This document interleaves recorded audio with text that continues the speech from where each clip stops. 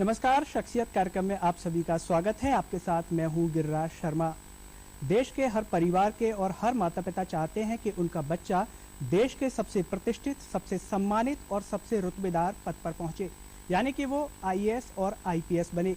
और इसी सपने के साथ देश के लाखों युवा हर साल यूपीएससी की एग्जाम देते हैं, लेकिन उनमें से कुछ विरले ही होते हैं जो उसमें सफलता प्राप्त कर पाते हैं। और आज हमारे साथ एक ऐसी ही विरले 2014 बैच की आईपीएस ऑफिसर वाहिनी सिंह जी हमारे साथ स्टूडियो मौजूद हैं। वाहिनी सिंह जी, बहुत बहुत स्वागत है आपका हमारे कार्यक्रम में। थैंक यू, धन्यवाद। हर व्यक्ति का ये सपना होता है, जो भी लोग यूपीएससी की एग्जाम देते हैं वो सोचते हैं कि मैं आईएएस बनूं, आईपीएस बनूं। जब ये सपना पूरा होता है तो कैसा लगता है?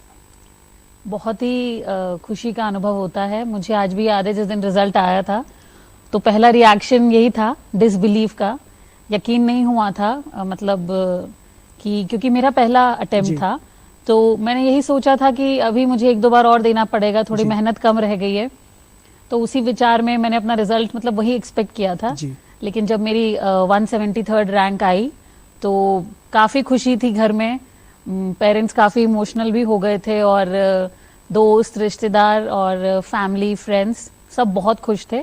और ऑनेस्टली 1-2 महीने तक मुझे यकीन नहीं हुआ था कि हम मतलब इतनी बड़ी परीक्षा क्लियर करके ऐसा कोई पद मुझे मिला है।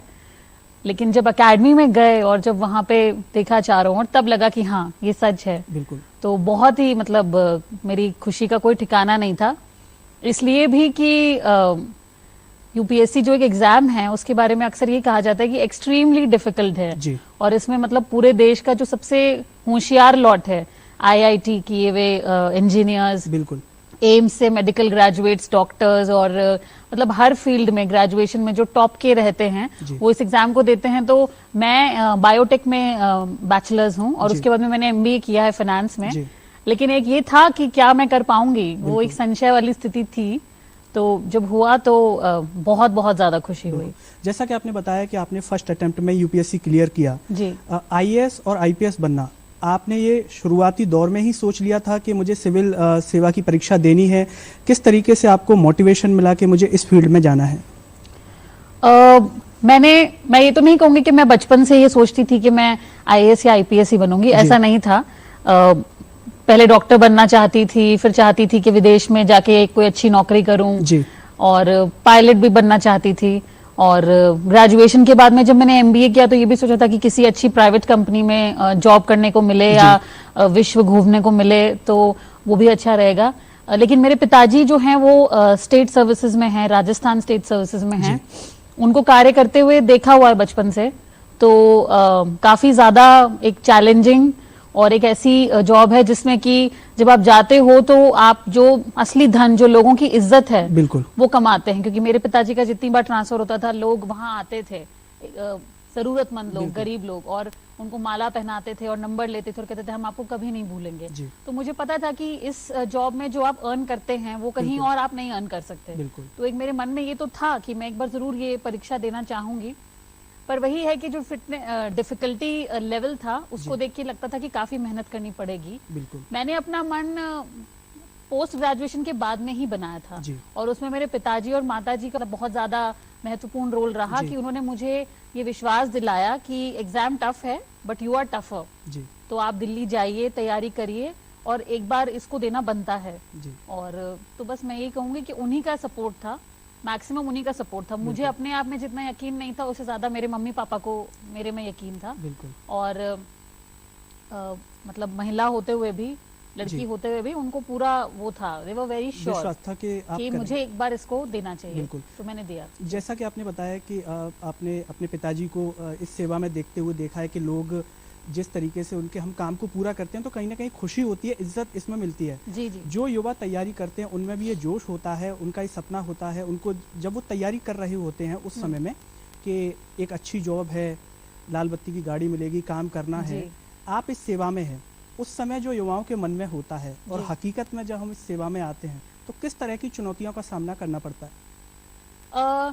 चुनौतियां तो मुझे पर्सनली, क्योंकि मैं ये कहना चाहूंगी कि मध्य प्रदेश का आर्डर काफी अच्छा है, यहाँ की जनता भी काफी अच्छी है और यहाँ पे पूरा जो सेटअप है एडमिनिस्ट्रेशन, गवर्नमेंट, वो मोटिवेटिंग है। तो मेरा एक्सपीरियंस अच्छा रहा है जी। सर्विस में आने के बाद में भी। चुनौतियां तो डेफिनेटली है, जी। क्योंकि ये ऑल इंडिया सर्विसेज है, मैं राजस्थान से हूँ, जी। मैं एमपी में आई तो यहाँ पे भाषा खान पीन का इतना डिफरेंस नहीं है, बिल्कुल। लेकिन यदि किसी को नॉर्थ ईस्ट भेजा जाता है या साउथ इंडिया या जम्मू कश्मीर, जी। तो एक अपने परिवार को मिस करने वाला हमेशा बात रहती बिल्कुल। है, क्योंकि वहाँ पे सब कुछ अलग है और आप अपने परिवार से काफी दूर हैं। जी। तो एक ये सबसे बड़ा चैलेंज है। दूसरा चैलेंज ये भी हो सकता है कि जो एक अर्बन परिवेश में बड़े हुए हैं बिल्कुल। लोग, उनको एकदम से यदि ग्रामीण परिवेश में सेटल होने में थोड़ा टाइम लग सकता है। जी। लेकिन इसके अलावा मुझे एज सच मैं यही कहूंगी कि जितना मैं सोच के आई थी जी। उससे ज्यादा स्कोप है सर्विसेज में। जी। एक हमको थ्योरेटिकली लगता है कि हाँ कलेक्टर होना, एसपी होना, जी। ये है वो है जो भी है, लेकिन जब आप सच में आते हो यहाँ पे बहुत ज्यादा हम लोगों के लिए काम कर सकते हैं। जी। और जो भी मूवीज में दिखाया जाता है, जैसे भी दिखाया जाता है कि बहुत सारे प्रेशर्स होते हैं, वो बात सब ठीक है, लेकिन जितना contribution a civil servant can give to the society, उसके सामने ये सब प्रेशर्स कुछ भी नहीं है। It's worth it. तो मुझे ये लगता है कि चैलेंजेस खूब हैं, लेकिन ऐसा कोई भी चैलेंज नहीं है जो कि आपको मतलब व्हाटएवर यू से at the end of the day you can always, मतलब जब आप सोएंगे रात को जाके तो आपको अपनी जॉब में फुल सेटिस्फैक्शन मिलेगा, पूरा दिन में इतना स्कोप आएगा आपके पास में। आपके शब्दों में अगर कहें कि आईपीएस की जो जॉब है तो क्या कहेंगे आप, एक ब्यूटीफुल जॉब है या टफ जॉब है? वो दोनों चीजें हैं उसमें। जी। दोनों चीजें हैं। मैं ये नहीं कहूंगी कि जॉब टफ नहीं है। इट इज डेफिनेटली कोई नॉट 9 to 5 जॉब नहीं है। जी। जो भी पुलिस में आना चाहें, यदि वो ये बात ध्यान में रखें कि आपको किसी भी समय कॉल आ सकता है और आपको पहुंचना पड़ सकता है। जी। और बहुत जिम्मेदारी की जॉब है, क्योंकि लॉ एंड ऑर्डर जो पुलिस का मेन आज एक चैलेंज बना हुआ है, वो यदि बिगड़ता है तो बाकी सारी चीजें जैसे कार्ड्स की तरह नीचे आ जाती हैं। बिल्कुल। क्योंकि शहर में अगर शांति होगी तभी सब काम हो पाएंगे, भले वो इकोनॉमी हो, एडमिनिस्ट्रेशन हो, रेवेन्यू हो, बिजनेस हो, बच्चों की एजुकेशन हो। अगर आज शहर में शांति नहीं है तो सब कुछ रुक जाएगा। बिल्कुल। तो जो पुलिस का काम है बहुत ही क्रूशियल है। इमरजेंसी सर्विसेज हैं, जी। तो ऐसा कभी आप ये नहीं सोच सकते कि I am out of duty. जब तक कि आप हेडक्वार्टर से लीव लेके ना चले जाएं, उसके बावजूद भी इवन ऑन अ हॉलिडे बिल्कुल आप you are always on duty. तो police man is always on duty. It is tough, पर जितना पुलिस का लोगों से इंटरेक्शन है, क्योंकि हर आदमी हमारे थाने पे आता है, जी। दूसरे विभाग के कईयों के ऑफिस भी लोगों को नहीं पता है, जी। लेकिन थाना सबको पता है। और कितनी ही बार ऐसा होता है कि पुलिस जिस काम को करना भी नहीं होता उसको लेके भी लोग हमारे पास में आते हैं। गांव में लोग केवल कोटवार और कांस्टेबल को ही जानते हैं। जी। तो पुलिस का जितना इंटरेक्शन है पब्लिक से उतना किसी और का नहीं है। And the beauty lies in that. जी। जैसा कि आपने बताया कि आप प्रथम प्रयास में ही चयनित हुए थे, कई बार देखा जाता है कि देश के युवा जो तैयारी कर रहे होते हैं और प्रथम प्रयास में अगर वो यूपीएससी में क्लियर नहीं कर पाते, तो ऐसे युवाओं को आप क्या कहेंगे? क्योंकि कहीं ना कहीं एक डिमोटिवेशन भी कई बार आने लगता है कि उनके दोस्त जो है सेलेक्ट हो गए।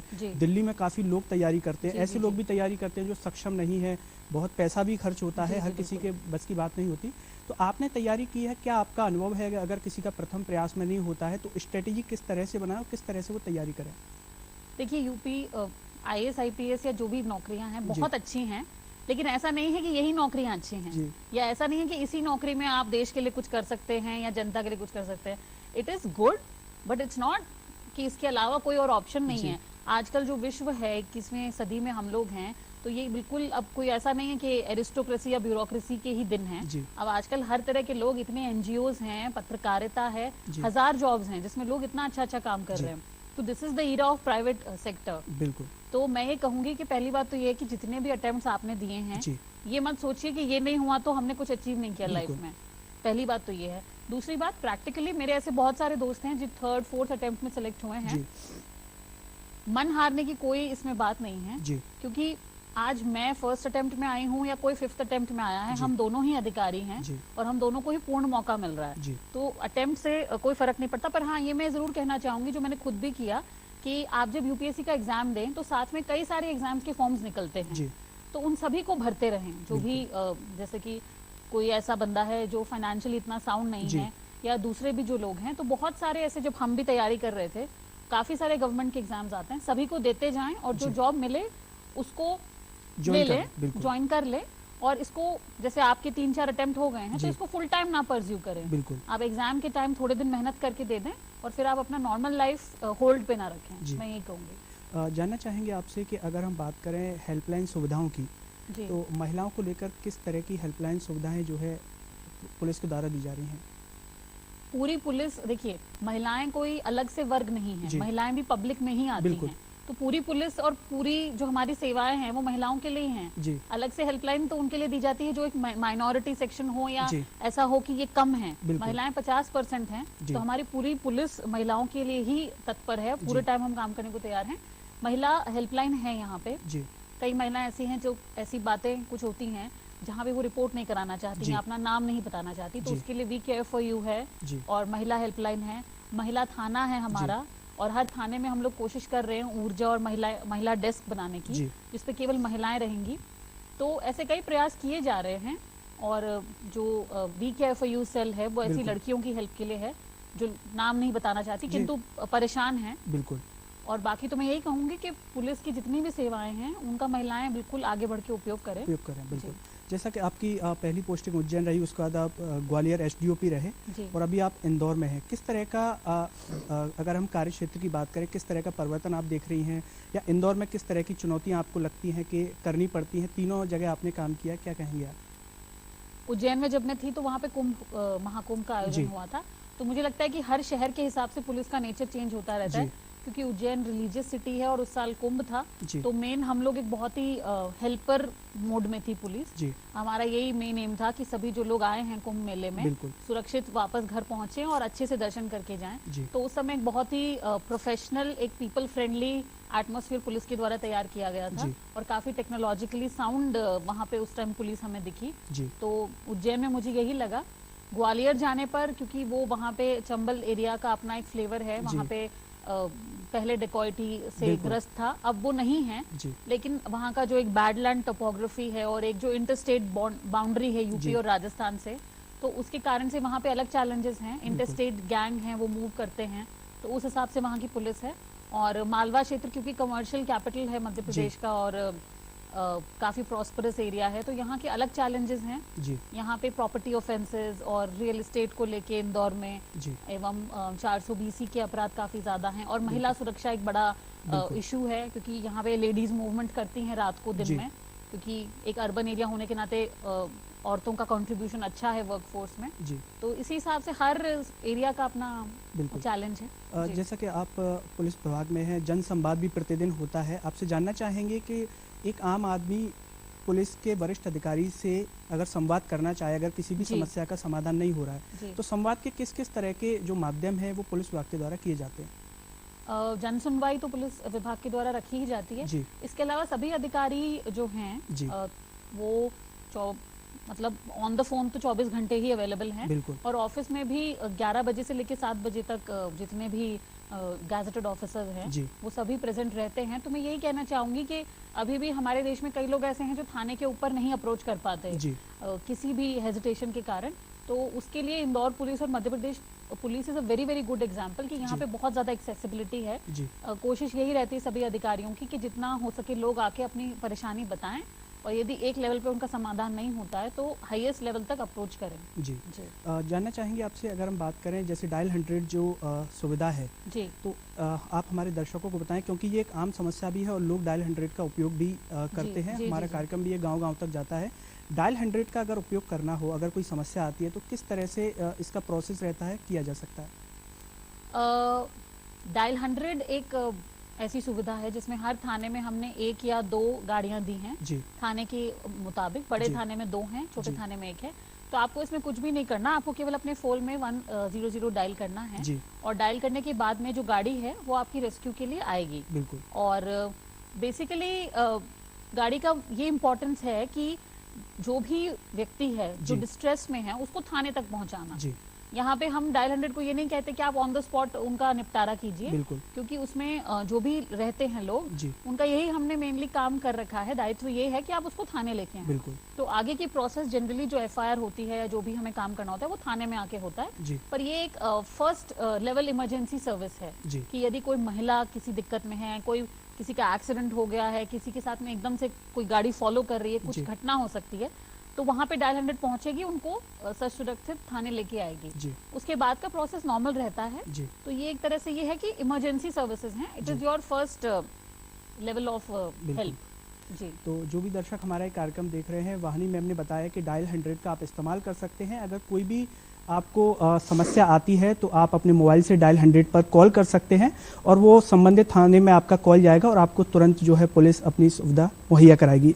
मैम अगर बात करें, आप IPS अफसर हैं और महिला भी हैं, घर में भी आप काम करते हैं। एक महिला के लिए हर घर की जिम्मेदारी भी रहती है और आप समाज में भी ये कार्यरत हैं, लोगों से इंटरेक्ट कर रहे हैं। एक परिवार का कितना सहयोग जरूरी होता है कि इस सब चीजों को समन्वय बनाया जा सके?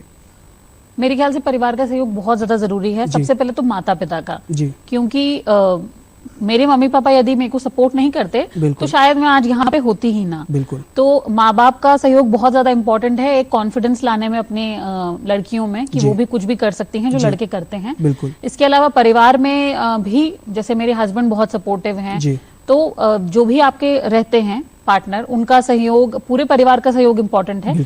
क्योंकि जो महिला एक सर्विस में होती है, शायद वो एक होम मेकर जितना समय भी नहीं दे पाती और शायद उतना फिजिकली भी प्रेजेंट नहीं रह पाती हैं। तो परिवार का, बच्चों का एवं सभी लोगों का सहयोग तो बिल्कुल डेफिनेटली इम्पोर्टेंट है इसमें। क्योंकि टाइमिंग्स जो हैं और बाकी चीजें हैं थोड़ी चैलेंजिंग हैं, तो बिना सहयोग के तो मुश्किल है। लेकिन मुझे लगता है कि सोसाइटी बदल रही है और लोग अब तत्पर हैं कि अपनी बेटियों एवं डॉटर इन लॉ सभी का सपोर्ट करें, वो जो भी वो लोग करना चाह रहे हैं उसमें।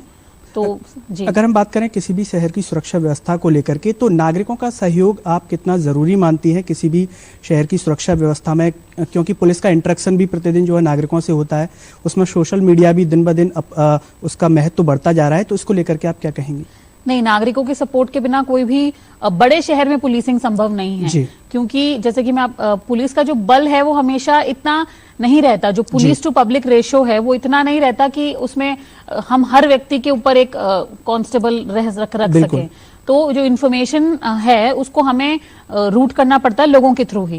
यदि कोई नॉर्मल बंदा खड़ा है, कुछ देख रहा है, तो यदि वो पुलिस को बताएगा तभी पुलिस को एक क्विक रिस्पांस देने में मदद मिलेगी, वरना हमें पता चलेगा लेकिन उसमें लैग रहेगा। तो बड़े शहरों में जो कम्युनिटी पुलिसिंग जिसे कहते हैं, जो एक वेस्ट का कॉन्सेप्ट है और हमारे देश में भी था, जैसे हम पुराने राजा महाराजाओं के टाइम से जानते हैं कि गांव के लोग ही आके बताया करते थे कि ये चल रहा है गांव में। तो community policing is a very very important aspect, specially in cities, जिससे कि क्विक फ्लो हो इन्फॉर्मेशन का और क्विक मूवमेंट में हेल्प मिले।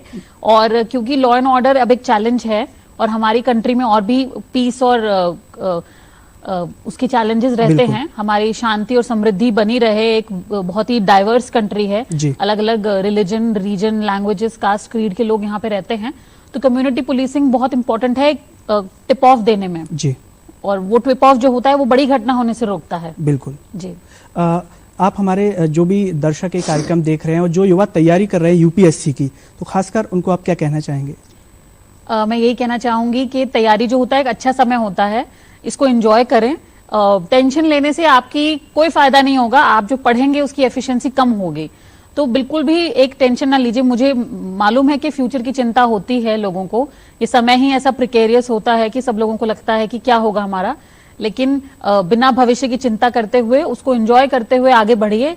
और मैं ये कहना चाहूंगी कि UPSC एक बहुत ही शानदार प्लेटफॉर्म है कुछ करने के लिए, पर it is not the only platform. ये इकलौता ऐसा नहीं है कि इसके अलावा कोई कुछ कर ही नहीं सकता।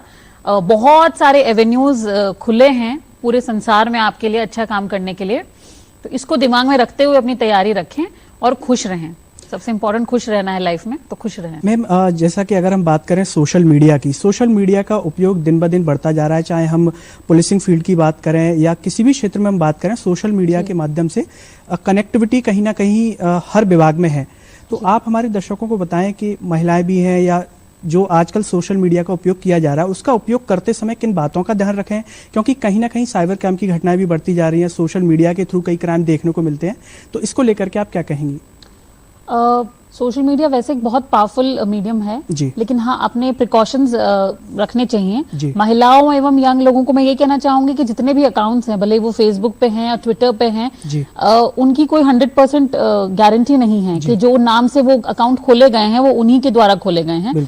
तो एक अपने किसी को भी अपने बैंक के डिटेल्स बताते वक्त या अपने कोई फाइनेंशियल डिटेल्स बताते वक्त या पर्सनल लाइफ की डिटेल्स बताते वक्त बिल्कुल वेरी रहें। फोटो शेयर करते वक्त या कुछ और चीज भी शेयर करते वक्त एक एहतियात बरते। और सोशल मीडिया पावरफुल मीडियम तो है लेकिन ये हमें याद रखना चाहिए कि ये they are all based in US. बिल्कुल इनके सर्वर्स जो हैं वो सारे अमेरिका में हैं, तो ये बिल्कुल भी अधीन नहीं है। मतलब एक as a police officer and as a government officer मैं ये बताना चाहूंगी कि बिल्कुल हम इनसे लिखित में हम लोग कांटेक्ट में रहते हैं और हम जानकारी भी मांगते हैं और जब जरूरत पड़ती है तो कुछ अकाउंट्स क्लोज भी करवाते हैं और सब डिटेल्स निकलवाते हैं। But at the end of the day जो इनका मेन सर्वर है, मेन ऑफिसेज हैं, वो इंडियन जुरिस्डिक्शन में नहीं है। तो उस बात को ध्यान रखते हुए एक एहतियात जरूर बरते जब भी ऑनलाइन शॉपिंग करते हैं या सोशल इंटरनेट पे आप अपने कार्ड डिटेल्स डालते हैं या सीवीवी शेयर करते हैं। मतलब कुछ चीजें तो करनी ही नहीं है और जो इंटरैक्शन है उसमें भी एक अपनी पर्सनल इंफॉर्मेशन को सिक्योर करके रखें। बिल्कुल। मैम जानना चाहेंगे, जैसे आपने यूपीएससी की तैयारी की, देखा जाता है कि जब भी विद्यार्थी तैयारी करते हैं किसी भी एग्जाम की, वो एक टाइम टेबल बनाते हैं और कई ज्यादातर युवाओं को ये देखा जाता है कि मैं इतने बजे से इतने बजे तक ये पढ़ूंगा, बिल्कुल स्ट्रिक्टली किसी से बात नहीं करते। अगर घर में इवन फंक्शन हो तो भी वो नहीं जाते। आपका क्या अनुभव है, क्या स्ट्रिक्ट टाइम टेबल बना लेने से सफलता मिल जाती है या आप सब कुछ एंजॉय करें, सिर्फ आप सीरियस वर्क कर रहे हैं तो सफलता मिलती है? इसको लेकर के आप हमारे दर्शकों को बताएं। देखिए, सफलता की क्या रेसिपी है कोई मतलब ऐसे नहीं बता सकता, वरना हर कोई बिल्कुल हो जाए। लेकिन फिर भी हम आपके बारे में जानना चाहेंगे, आपने मैं ये कहना चाहूंगी कि खुश एकदम पीसफुल माइंड और खुश दिमाग से एवं खुश होकर जो भी पढ़ाई की जाती है उसका डेफिनेटली ज्यादा वो रिटेन भी होती है और उसका फायदा भी ज्यादा होता है। डिसिप्लिन की आवश्यकता हर एग्जाम और हर फील्ड में है, इसमें कोई दो राय नहीं है। टाइम टेबल बनाना हमेशा फायदेमंद रहता है क्योंकि टाइम टेबल बनाने से आदमी बिल्कुल देख पाता है कि कितनी तैयारी हो गई, कितनी बाकी है और उससे एक लाइफ में डिसिप्लिन रहता है। और रोज के रोज प्रयत्न करने से आदमी एंड में नर्वसनेस का शिकार नहीं होता, एंग्जाइटी नहीं होती। बिल्कुल। अगर हम रोज प्रतिदिन अपना एफर्ट करते चले तो बिल्कुल टाइम टेबल आवश्यक है। स्टेबल नंबर ऑफ आवर्स हर रोज देने भी आवश्यक हैं, पर हाँ इन सब के बीच में खुश रहना और मनस्थिति अच्छी रखना वो भी इम्पोर्टेंट है। जी। तो दर्शकों, ये थे हमारे साथ 2014 बैच के आईपीएस ऑफिसर वाहनी सिंह जी, जिन्होंने बताया कि जो भी विद्यार्थी तैयारी कर रहे हैं यूपीएससी की, वो टाइम टेबल अगर बनाएं उसको फॉलो करें और सफलता की कोई कुंजी नहीं है। ये तो हर व्यक्ति के साथ अलग अलग होता है, लेकिन आप दिल से तैयारी करें। अगर आपका चयन नहीं होता है तो देश सेवा के लिए और भी कई माध्यम हैं, आप उनमें जा सकते हैं। साथ ही साथ हम वाहनी मैम आपका भी सहृदय से धन्यवाद करना चाहेंगे कि आप कीमती समय निकाल करके हमारे स्टूडियो में आए, उसके लिए। तो थैंक यू अगले सप्ताह हम फिर हाजिर होंगे एक नई शख्सियत के साथ। तब तक के लिए मुझे दीजिए इजाजत। नमस्कार।